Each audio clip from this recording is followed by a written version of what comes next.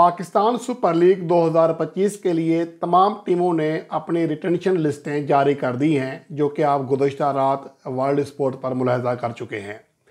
अब यहाँ पर सवाल ये पैदा होता है कि रिटेन शुदा प्लेयर्स को देखने के बाद हर टीम की अब ज़रूरत क्या है और 11 जनवरी को होने वाली PSL ड्राफ्ट में कौन सी टीमें किन प्लेयर्स के ऊपर निगाहें रखेंगी, क्योंकि उनकी ज़रूरत पूरी करनी है, अपना एक कम्बिनेशन सेट करना है।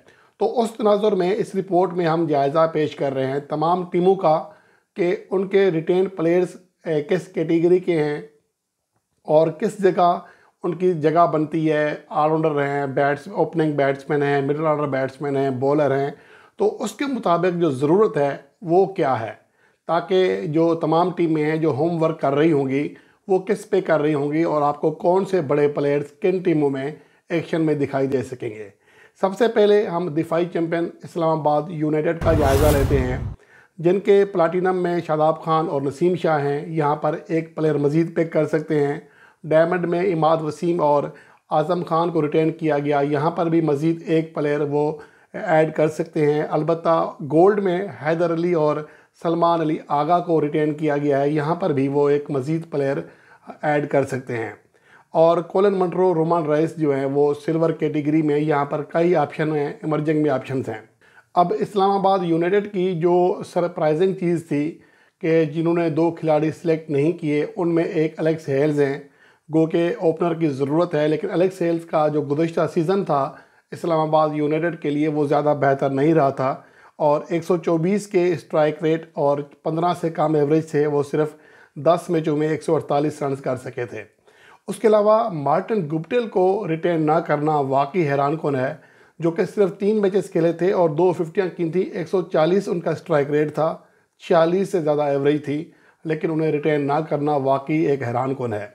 उसके अलावा बाकी बॉलिंग में कोई बड़ा सरप्राइज़ नहीं है, तमाम जो टॉप परफॉर्मर्स हैं उन्हें रिटेन किया गया है।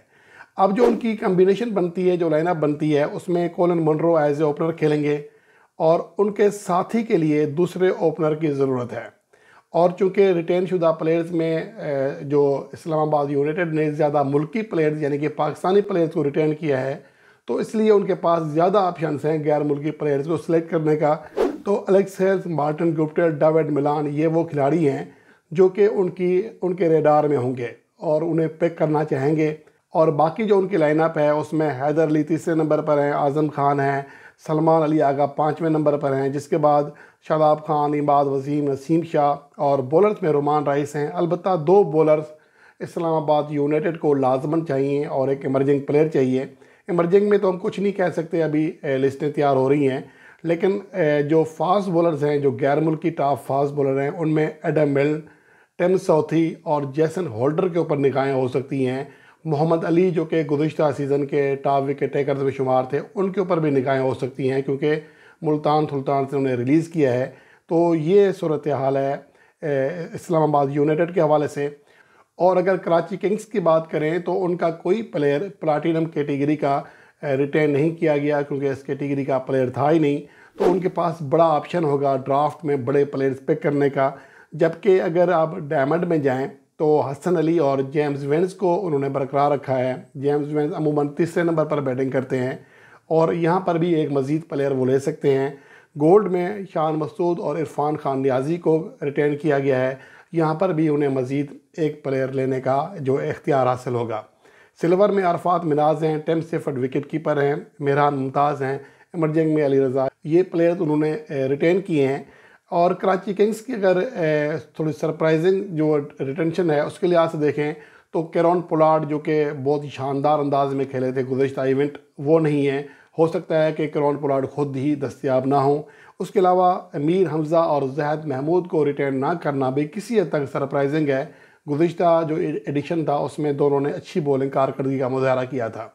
अगर कराची किंग्स के लाइनअप के ऊपर बात करें तो शान मसूद और टिम सेफर्ड ओपनिंग कर सकते हैं, जो बाजार लग रहा है, और जेम्स वेन 1 डाउन पोजीशन पर हैं। उसके बाद उन्हें ज़रूरत है, क्योंकि मिडिल ऑर्डर में उनके पास सिर्फ इरफान खान है और यहाँ पर उन्हें बॉलिंग ऑलराउंडर की ज़रूरत भी है, अच्छे मिडिल ऑर्डर बैट्समैन की ज़रूरत भी है, पावर हिटर जो कि मैच फिनिश कर सके उसकी भी ज़रूरत है। तो इस लिहाज से उनके पास मोहम्मद नबी, डेरल मिचेल, जिमी नेशम, कार्बन बोश, कौशल मेंडस, एंड्रे फ्लेचर और बहुत सारे ऑप्शंस हैं। अब देखना ये है कि कराची किंग्स इनमें से किस ऑप्शन की जानिब जाती है।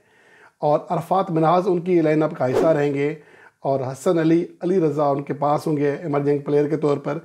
तो यहाँ पर उन्हें एक अच्छा फास्ट बॉलर, बल्कि 2 अच्छे फास्ट बॉलर दरकार हैं, जिनमें मुस्तफ़िज़ुर रहमान हैं, एडम बेल्ट हैं, सीन एबट हैं और उसके अलावा पाकिस्तान के भी कई ऐसे प्लेयर्स हैं जो जगह पा सकते हैं। तो ये कराची किंग्स की लाइनअप बन रही है PSL 2025 के लिए। और उसके बाद अगर लाहौर कलंदर की बात करें तो उन्होंने ओपनिंग में फ़खर जमान के साथ साथ अब्दुल्ला शफीक को रिटेन किया है।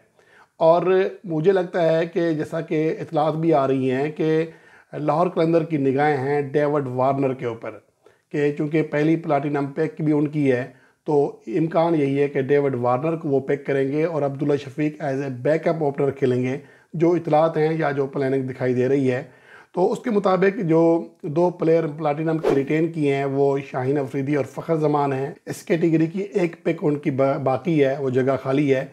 और एक पिक जो है वो डायमंड से ले सकते हैं, जहाँ पर हारिस रऊफ़ और सिकंदर रज़ा को रिटेन किया गया है। और गोल्ड में जो उनकी तीनों खिलाड़ी हैं वो रिटेन किए जा चुके हैं, अब्दुल्ला शफीक, जमान खान और जहानदाद खान। सिल्वर में डेविड वैसे हैं।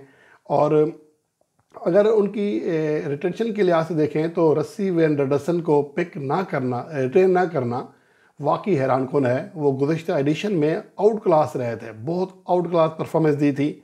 7 इनिंग्स खेले थे, 364 रन किए थे, 72 की एवरेज थी और 154.89 लगभग 155 का स्ट्राइक रेट था।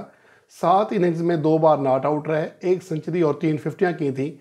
उसके बावजूद उन्हें रिटेन ना करना यकीनन कोई और वजह होगी, वरना परफॉर्मेंस के लिहाज से ऐसा नहीं हो सकता था कि उन्हें रिटेन ना किया जाए, हालांकि उन्हें ज़रूरत भी है। तो यहाँ पर अगर आप देख लें तो एक तरह से ओपनिंग में फ़खर जमान, अब्दुल्ला शफीक हैं, डेविड वार्नर का ऑप्शन साथ लगा सकते हैं आप।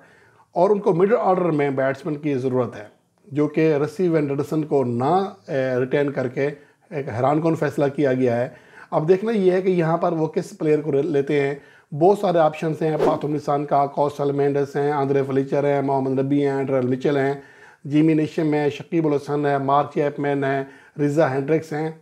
लंबी फहरिस्त है, ऑप्शंस बहुत हैं, लेकिन ये डिपेंड करेगा लाहौर कलंदर के प्लानिंग के ऊपर, उनके मूड के ऊपर कि वो किसको पिक करते हैं।